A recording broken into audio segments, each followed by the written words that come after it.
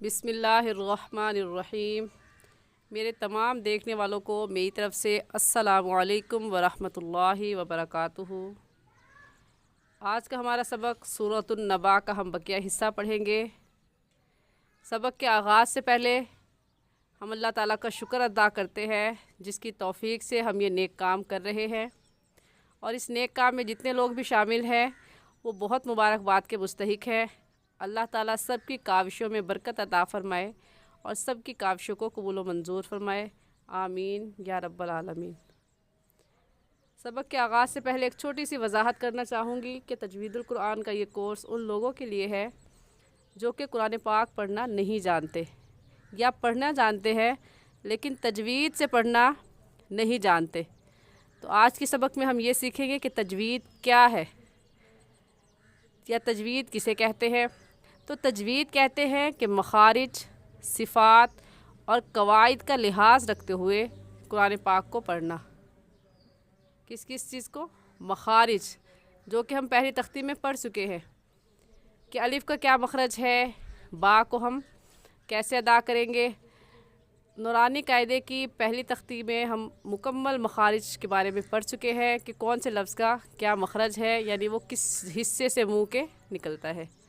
تو اس مخارج کا جاننا آپ کے لیے ضروری ہے، اور قواعد یعنی غنہ ہمیں کہاں کرنا ہے کہاں نہیں کرنا، یا یہ کون سی مد ہے اور اس مد کو ہم نے کتنا کھینچنا ہے۔ اور ایسے ہی صفات کا بھی علم ہو، یعنی آپ کو یہ پتہ ہو کہ یہ تا ہے اور یہ قا ہے، یہ ثا ہے نرمی سے پڑھنا ہے اور یہ ضا ہے نرمی سے تو پڑھنا ہے لیکن یہ پر حروف میں سے ہے، حروف مستعلیہ میں سے ہے، اس کو پر یعنی موٹا کر کے پڑھنا ہے۔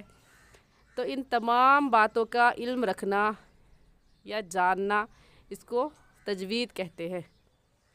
تو قرآن پاک اللہ تعالیٰ کا کلام ہے۔ اللہ رب العزت نے حضرت جبرائیل علیہ السلام کے ذریعے حضرت محمد صلی اللہ علیہ وسلم پر نازل فرمایا۔ تو قرآن پاک کو اسی طریقے سے پڑھنا جس طرح آپ صلی اللہ علیہ وسلم نے پڑھا اور پڑھایا، ہم سب کے لیے ضروری ہے کہ ہم اسی طریقے پر پڑھیں۔ ہم چونکہ عجمی ہیں اور قرآن پاک عربی میں ہے تو ہمیں قرآن پاک سیکھنے کے لیے تھوڑی سی محنت کی ضرورت ہے، اور آپ صلی اللہ علیہ وسلم نے ارشاد فرمایا من لم یتغنی بالقرآن فلیس منا۔ ابو داؤد شریف کی روایت ہے، ترجمہ یہ ہے کہ جو شخص قرآن پاک کو خوش الحانی سے نہ پڑھے، خوش الحانی یعنی اچھی آواز سے نہ پڑھے تو وہ ہم میں سے نہیں ہے۔ اور قرآن پاک کے پڑھنے کے لیے صرف اچھی آواز کا ہونا بھی کافی نہیں ہے، اگر حروف کے مخارج صحیح نہ ہوں، حروف کی صفات درست نہ ہوں، تجوید کے قواعد میں غلطیاں ہوں، غنہ آپ چھوڑ رہی ہوں یا غنہ بیجا کر رہی ہیں، جہاں غنہ نہیں ہے وہاں پر غنہ کر جاتی ہیں، یا مد کو آپ کھینچتی نہیں ہیں یا کھینچتی ہیں تو بہت زیادہ کھینچ جاتی ہیں، تو اگر آپ کے قواعد میں یہ غلطیاں ہوں گی تو صرف اچھی آواز کا ہونا کافی نہیں ہوگا۔ انشاءاللہ بہت ہی سادہ اور آسان طریقے سے آج ہم تجوید سیکھیں گے۔ سبق کا آغاز کرتے ہیں۔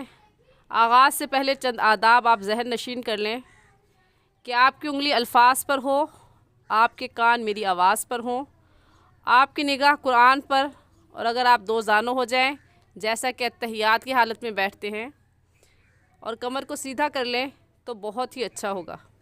آج کے لیے اتنا ہی، جزاکم اللہ خیرا۔ سبق کا آغاز کرتے ہیں۔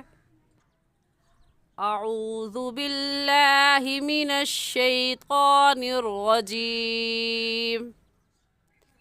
سورۃ النبأ مکیۃ بسم اللہ الرحمن الرحیم۔ ان یوم الفصل کان میقاتا۔ دوبارہ پھر سے پڑھ لیتے۔ ان یوم الفصل کان میقاتا۔ انا پر ہم نے کیوں غنہ کیا؟ کیونکہ نون مشدد ہے، اور نون مشدد پر ہمیشہ غنہ کر کے پڑھتے ہیں، اور غنہ ایک الف کی مقدار ناک میں آواز چھپانے کو غنہ کہتے ہیں۔ تو ایسے پڑھیں گے ان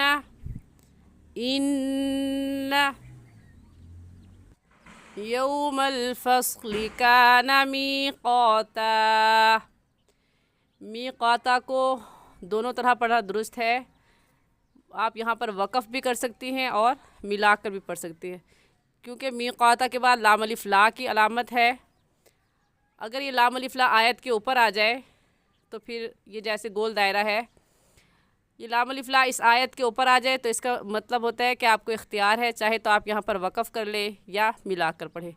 और अगर ख़ाली लाम अलिफ़ ला आता, यानी ये आयत ना होती, ख़ाली लाम अलिफ़ ला आता, तो इस सूरत में मिलाकर पढ़ना बेहतर है।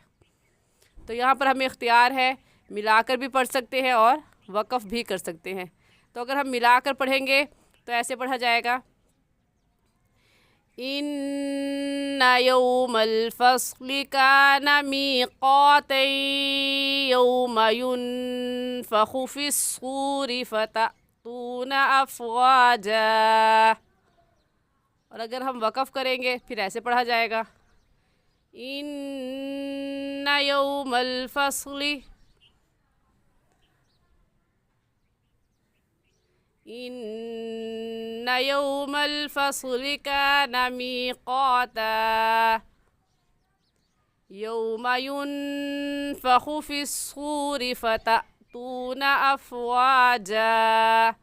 फ़तअतूना में हमज़ा साकिन है और हमज़ा साकिन पर हमेशा झटका देकर पढ़ते हैं, तो फ़तअतूना गलत हो जाएगा। और सही कैसे है, फ़तअतूना अफ़वाजा।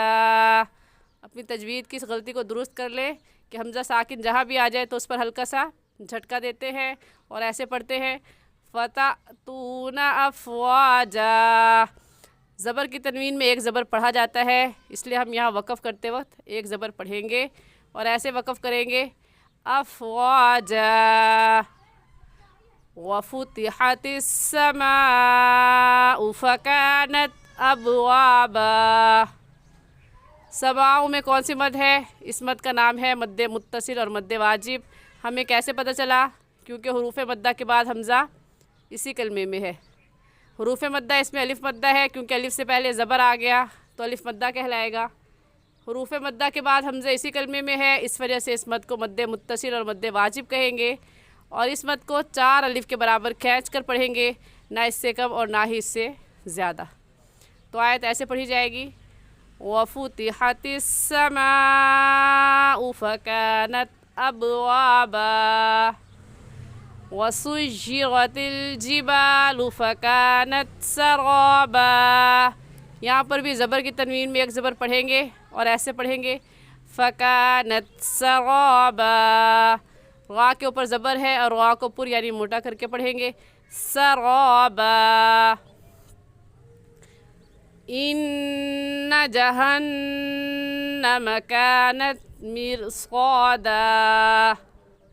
इन्ना में नून मुशद्दद है और नून मुशद्दद पर हमेशा गुन्ना होता है, तो यहाँ गुन्ना करेंगे। जहन्नमा में भी नून मुशद्दद है और नून मुशद्दद पर हमेशा गुन्ना होता है, तो नून यहाँ पर भी गुन्ना करेंगे और ऐसे पढ़ेंगे इन दोनों लफ्ज़ों को, इन्ना जहन्नमा। और गुन्ना एक अलिफ़ की मिक़दार नाक में आवाज़ छुपाने को गुन्ना कहते हैं। इन्ना जहन्नम कानत मिरसादा। मिरसादा में ग़ा साकिन आ गया, तो अगर ग़ा साकिन आ जाए तो उससे पहले वाले लफ्ज़ के ऊपर देखते हैं क्या हरकत है। यहाँ पर ग़ा साकिन से पहले वाला लफ्ज़ मीम है और उसके नीचे ज़ेर है, तो इस ग़ा साकिन को बारीक करके पढ़ेंगे। और बारीक करने का तरीका कि आपके दोनों होंठ फैल जाए, तो आप ऐसे पढ़ेंगी, कानत मिरसादा। मखारिज का ख्याल रखेंगी, स्वाद की जगह सीन, मिरसादा गलत है और सही है मिरसादा। यहाँ पर भी दोनों तरह से पढ़ना दुरुस्त है, वक़फ़ भी कर सकते हैं और मिलाकर भी पढ़ सकते हैं, क्योंकि इस आयत के ऊपर जो गोल दायरा है इसके ऊपर लाम अलिफ़ ला भी है और स्वाद भी है। लाम अलिफ़ ला कहता है कि आपको इख्तियार है, चाहे आप वक़फ़ करें और या आप मिलाकर पढ़ें, और स्वाद की अलामत ये कहती है कि मिलाकर पढ़ना बेहतर है। अब आपकी मर्ज़ी है, चाहे तो मिला लें और या तो वक़फ़ कर लें।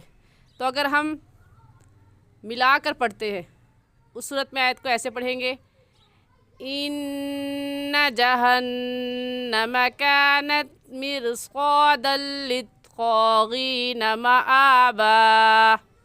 और अगर वक़फ़ करते हैं फिर ऐसे पढ़ेंगे, إن جهنم كانت مرصادا للطاغين مآبا. دونوں طرح سے پڑھنا درست ہے، ملا کر بھی اور وقف کر کے بھی. لابثین فیہا احقابا. فیہا میں کون سی مد ہے؟ اس مد کا نام ہے مد منفصل اور مد جائز. ہمیں کیسے پتہ چلا؟ کیونکہ حروف مدہ جو کہ الف مدہ ہے، الف سے پہلے زبر آ گیا تو اسے الف مدہ کہیں گے.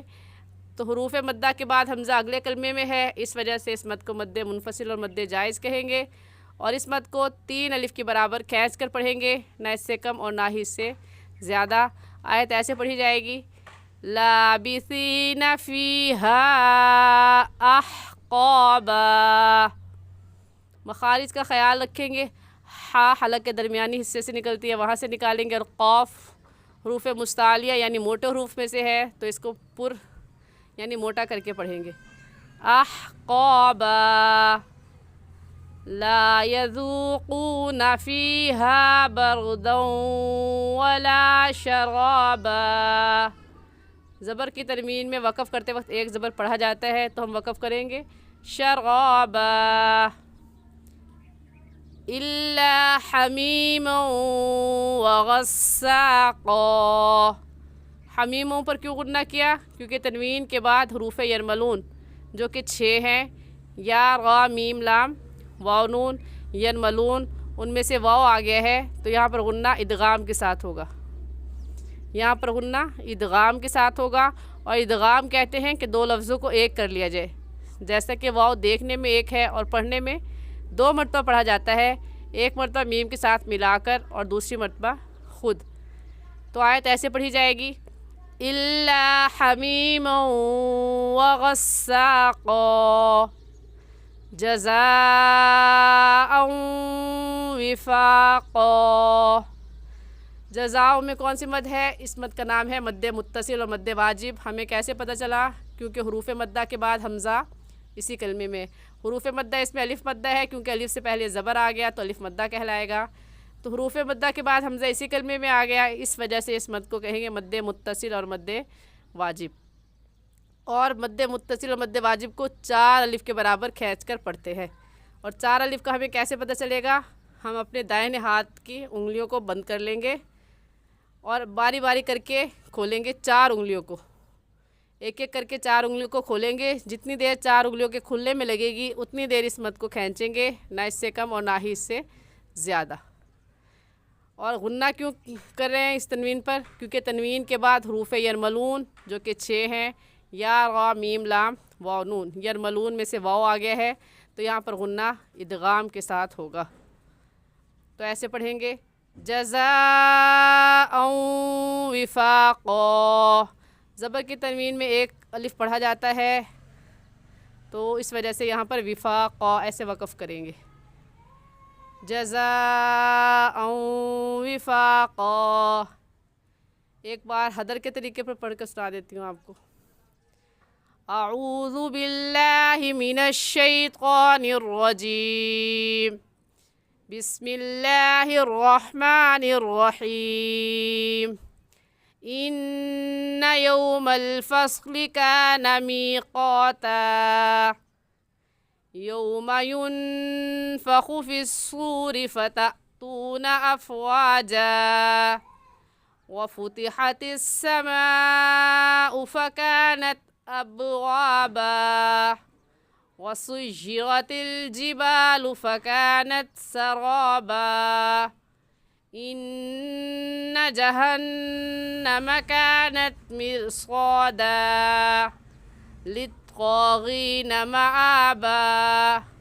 لابثين فيها أحقابا لا يذوقون فيها بردا ولا شرابا إلا حميما وغساقا جزاء وفاقا. آج کے لیے اتنا ہی. صحیح اور آسان تجوید سیکھنے کے لیے ہمارے ساتھ جڑے رہیے. السلام علیکم ورحمۃ اللہ وبرکاتہ.